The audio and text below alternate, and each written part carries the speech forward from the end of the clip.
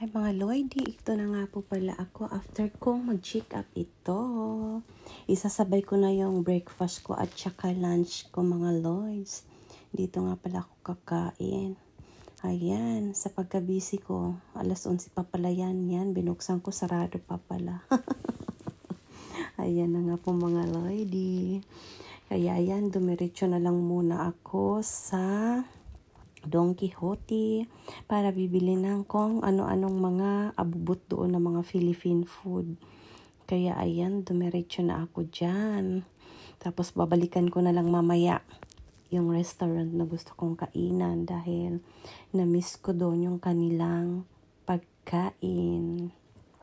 Yan na nga, dito na nga ako sa Don Quixote mga Lloyds. Bibili ako ng maraming pansit canton dito para naman maset ko dun sa mga paninda kong tinapay na pandesal. Napakaswerte ko nga naman kasi ang dami nilang mga bagong tinda. Bagong lagay yata to nila kayo. Ang daming mga biscuit yan mga Lloyds.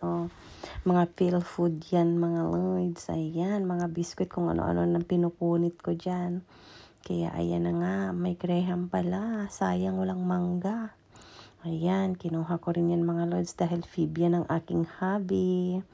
Itong hobby ko naman kasi mga Lloyds tuwing kakain kami.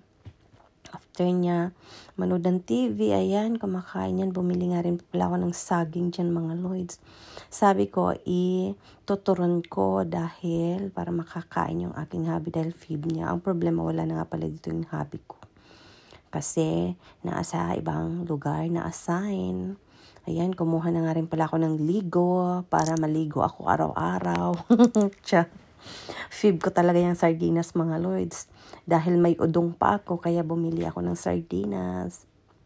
May stock talaga ako palagi niyang udong mga Lloyds. May hinahanap pala ako dyan na hindi ko makita.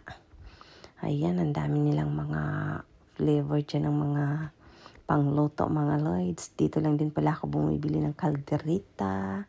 At saka pang chapsoy. Kaya ng mga Lloyds. Kaso ang problema, wala silang Maggi Sabor. Yun din kasi ang hinahanap ko. Grabe, ang dami kong bit-bit yan mga Lloydie. Super, halos binili ko na yata lahat dyan. Ang dami kong pinakyaw ng mga pansit canton. Yun nga lang, mabenta rin ang pansit canton sa kanila mga Lloyds. Yan halos wala nang laman. Yan. Kinuha ko na lahat.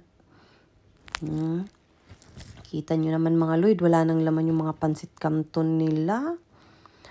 Sabi ko, damihan ko na pagbili para mabenta lahat kaagad yung aking mga tinapay. Kahit wala na akong tubo dito sa pansit canton, ang importante dyan, mabenta yung tinapay ko. Ganun lang yun mga Lloyds, discarte lang, ayan.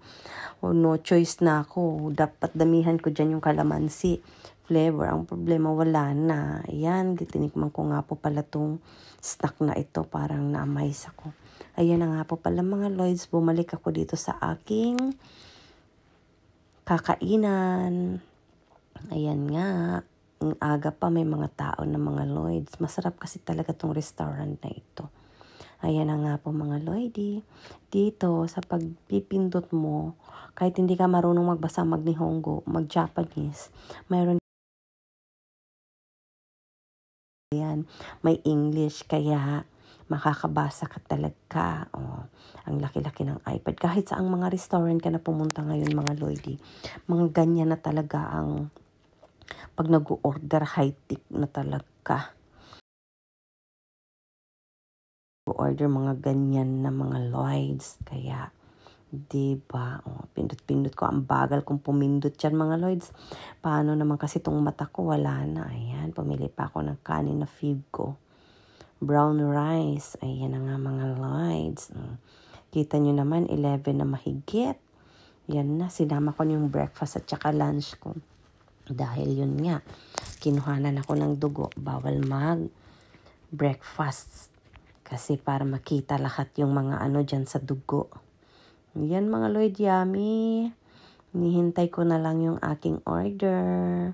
Ayan na nga mga Lloyd, dumating na. Chicken. Umusok-usok pa yung kanin mga Lloyd. Diba panalo. Napakasarap niyan mga Lloyd. Tapos fresh na gulay. Diyan na nga ako mga Lloyd, nag-iimot na oh. Ang laki na nga ko dyan oh. Yum yum mga Lloyd. Akala nyo, pang ilang supaan lang yan dahil gutom na ako dyan mga Lloyds eh.